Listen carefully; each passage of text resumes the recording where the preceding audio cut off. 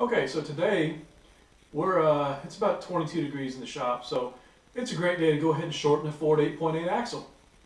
Now I am using my phone as the remote for my GoPro, so you might see me reach for it every now and then. Uh, not answering text messages, just using it to turn on and off recording. Now, the Ford 8.8 inch rear axle assembly that we're going to be using came from a Ford Explorer. Now, you can get one from a 95 to 2003 Explorer. They're all going to be 31 spline. They're going to come in a 3.08, 3.55, 3.73, or a 410 gear set. There are some axle codes that you're going to need to know, and we'll go over those when we actually go to the junkyard and pull one. Norfolk and Waye Racing has to do 3 of these coming up for our own vehicles. So we're going to do the first one and show you guys how we do it. This is actually the Explorer axle. Came out of a 2000 Ford Explorer. And these have a big benefit for people who need to shorten an axle. This one's currently upside down, but that's just because we're starting to clear off this side of the axle tube. The 8.8 of the Explorer only takes one cut to get it down to the old Ford car width of 56.5 inches. That makes it a viable replacement for a lot of applications where you would want a 9-inch out of a Ford car. They're getting hard to find. They're just not easy to come by these days. So the 8.8, really easy to get. Lots of Explorers were built. Doesn't matter if it's a V6, V8. There are a lot of them that are usable. Now, we'll go over the codes and how to determine what you have later. For right now, we're going to go through how to get it prepped. You can see we've still got the mounts for the spring perch and the sway bar installed on the short side of the axle. Now, this is the original passenger side. It's already the correct length. We don't need to do anything to this side at all. In our case, I'm going to have to cut off the spring perch and the sway bar mount. They won't work in our application that we're going for here. Alright, now this is the driver's side. This is the long side of this axle. Because this had a centered case, not a centered pinion. And we will be redoing this into a centered pinion axle. So that way the pinion flange is centered up in the middle of the axle, not the case. Some people want to have a centered case because they think it looks better when you're looking under the back of the car. In our case, that doesn't matter to us, so we're doing it this way. Also makes the shortening job easier. So on this side, you can see I've already cut away the spring perch and the sway bar mount. And the way we did that, that'll cut me in a minute. The way we did that is this is where the sway bar used to be mounted, about right here. And we just got in there with a cut-off wheel and made a cut here, here, and across the top on both sides. And that let us knock these off pretty quick. Now, obviously, not exactly reusable. Same thing with the spring perch. It was right here. Actually, it went this way. Used to go right there, knock it off. It's going to leave some material here that we got to clean off. You want to try to avoid nicking it like this here. That little nick's not going to make a big difference, but if you get real deep into it, it's a strength issue, so you don't want to do that. Now I'm going to get this piece ground off, and we'll get right back to it. Okay, so what I've got here, this is actually a flap disc, and I like these. They're really good for cleaning up things that are already fairly smooth, but they'll knock this down pretty quick.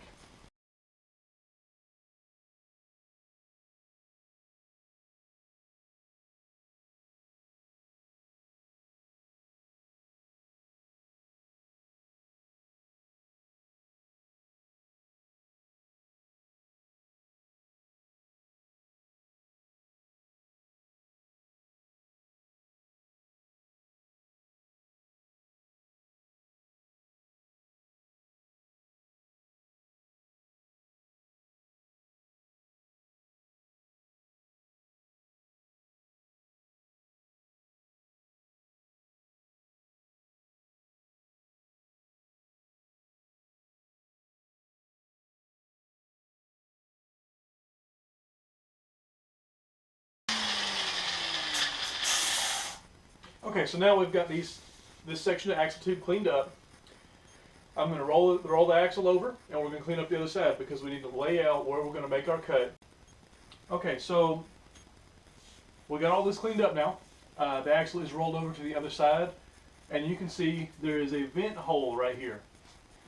That is threaded for a little hose fitting. We cannot make our cut right here. We're going to keep that. We don't really need to make our cut out here. You can kind of see this is where one of the U-bolts used to ride. You want to avoid putting your weld where it's going to be riding underneath of a U-bolt. Ideally, you would put your weld where you're going to join the tube underneath of your spring perch. We don't know exactly where the spring perches are going to be on this axle, so we're going to do the best we can.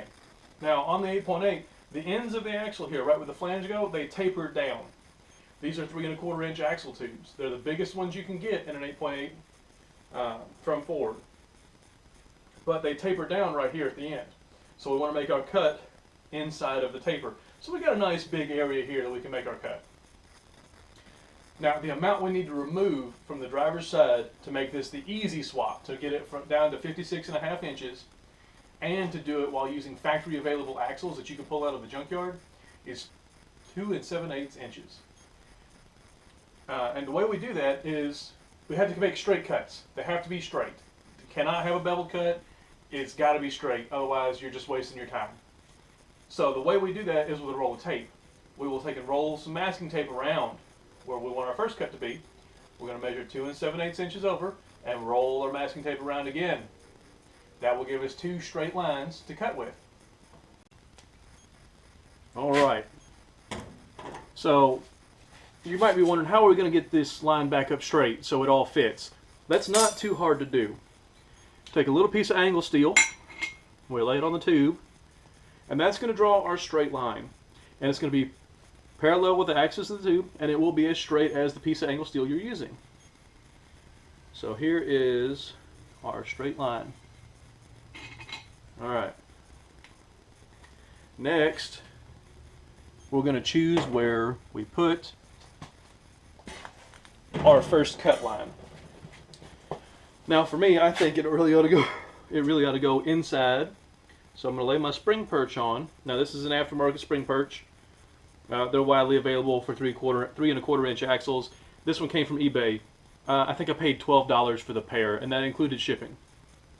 So we're going to make our first mark right here to the inside, and that's going to start our 2 7/8 inch marking. Now you might ask why we're not doing this in metric. It's because this axle is built in imperial, so we're going to measure the way it was built. So we got 1, that's a 0 mark, 1, 2 7/8 inches. So we're going to lay our mark down right there. Use our spring perch to line up and make our second mark. Now this tells us how much we have to remove, and it also gives us a line-up mark on each side. That way we can get this axle tube put back together in the correct orientation. Because the last thing you want is a bent axle tube. There's just no reason to carry on with a tube that is not the right length, is not straight, and isn't clocked correctly. If you don't have those 3 things right, you might as well have not even started.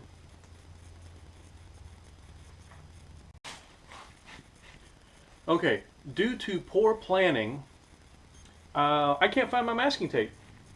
So instead, we're going to use some duct tape. It's not quite as good as masking tape for this because it's not as stiff, but it will definitely do the job. And to be honest, we don't even really need to use tape. It's just very, very handy. And we might not even use tape because this duct tape is terrible. Oh, there we go. That's a piece. That'll work. Now, you might notice that this is not full width. It didn't peel off straight. That's okay. We just need to make sure we use a factory edge on the tape. Because it will usually, that did not do it there. It will usually, I'm going to rotate this differential and you can see how it works. come out with a very nice straight line that we can use.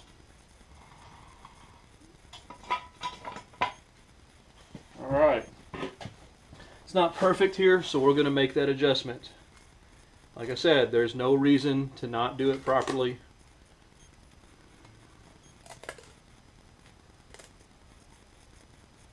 There we go. Now there's our straight line for the first side. Now I got to roll the axle tube back over, and we're going to start again.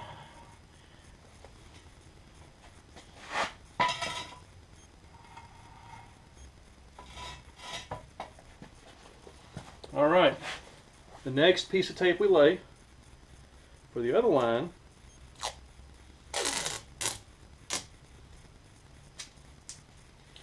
needs to go on the outside of the tape mark. We want to tape outside the section we're going to remove. The reason is, if we put the tape here, we're going to lose the kerf of the blade extra.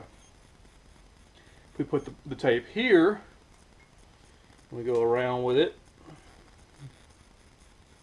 Okay, now we're losing the kerf to the inside of the cut, so we don't have to make any more adjustments. We can just chop it and call it a day.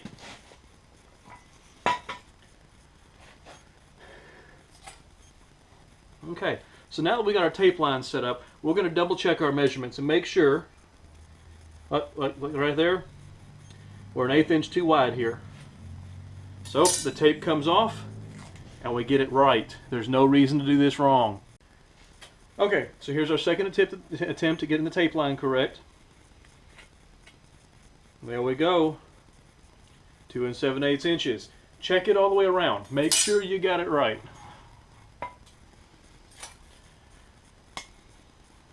Yep.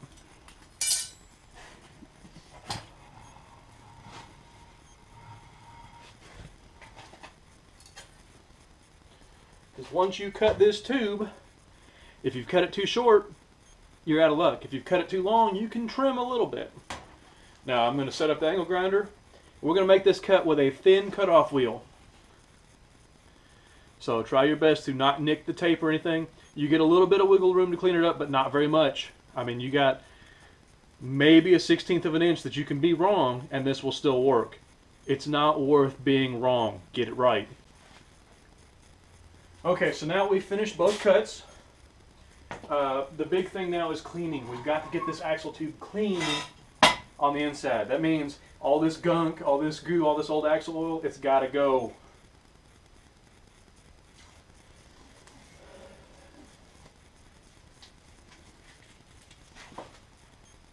So we're going to grab a quick rag right here, just wipe it a little bit inside.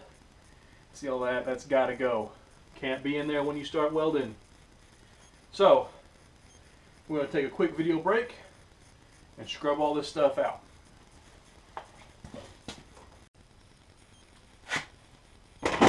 Okay, ladies and gentlemen, we are back. Now, I've had this axle tube soaking in this bucket. This is actually a 50-50 mix of pine sol and water. It will cut schmoo like nothing else. Just clean it straight out. Now, obviously, it's going to be a little more difficult to put the axle in the bucket, so we're going to use a little bit of acetone on a rag and get this axle tube cleaned out. Now, another thing, when you're going to be welding, don't try to weld dirty materials. It's just not, it doesn't work well. It's not as strong, it's dirty, it's stinky, it's bad for your health. Now, these axles are made with welded tube. There is a weld seam inside. Ford usually does a pretty good job of positioning the welding seam somewhere where it's not going to be a problem. So, don't normally have to worry about that.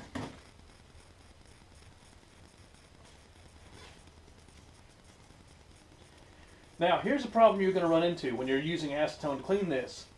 Acetone removes that Sharpie line. You know, that one we put on there to make sure we got this everything clocked back correctly.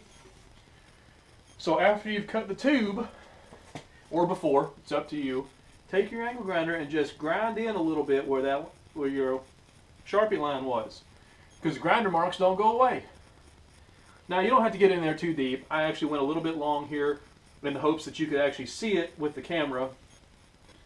Not going to be too big of a deal here.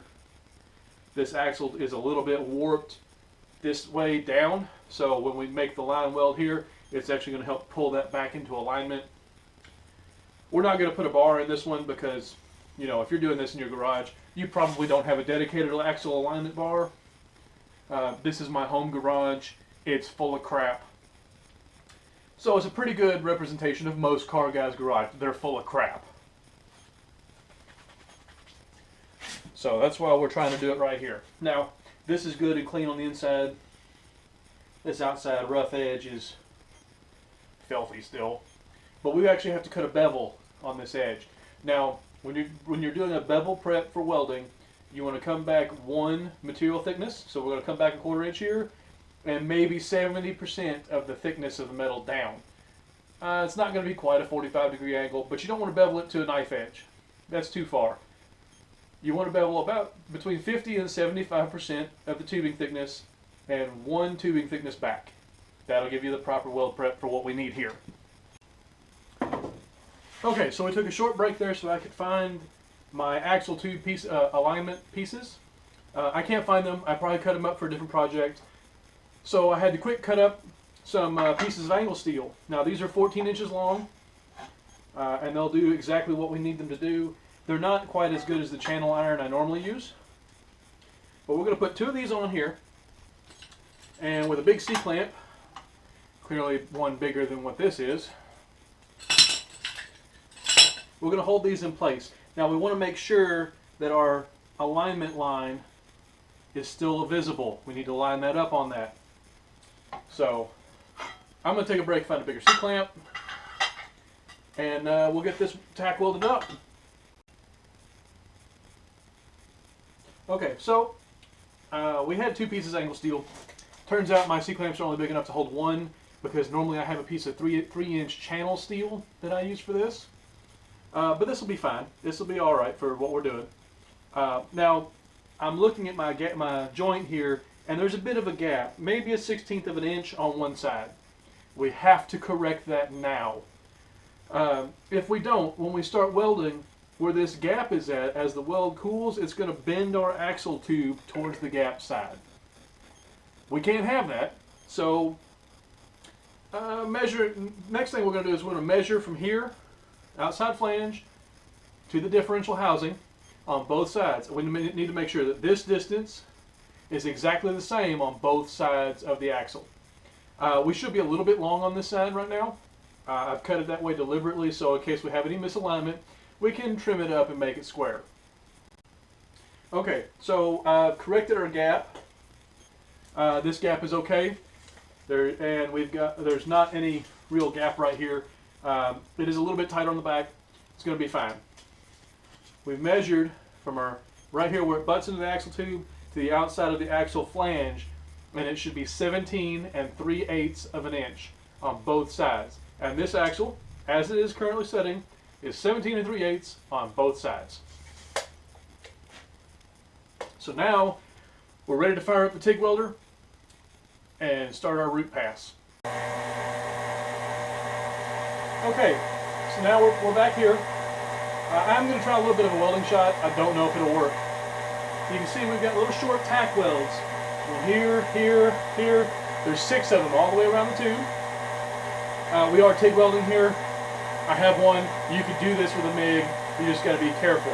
You need to be confident in your welds. You need to make sure that you can weld a 1/4 inch thick. Some of these axle tubes are only 180 thou thick. This one's a full 1/4 inch.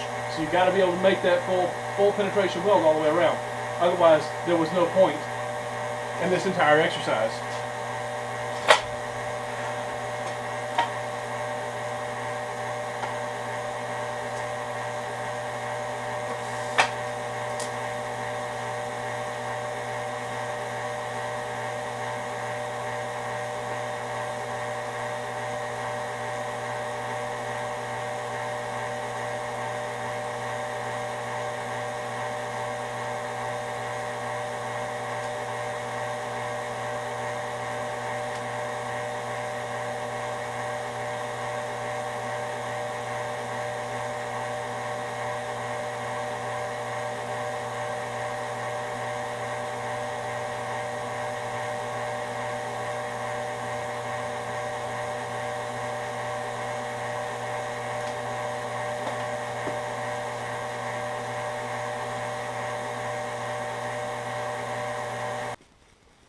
Okay, so now we've finished our axle tube weld here. It's had time to cool. Yes, I did burn my hand pretty good on it because I was impatient waiting.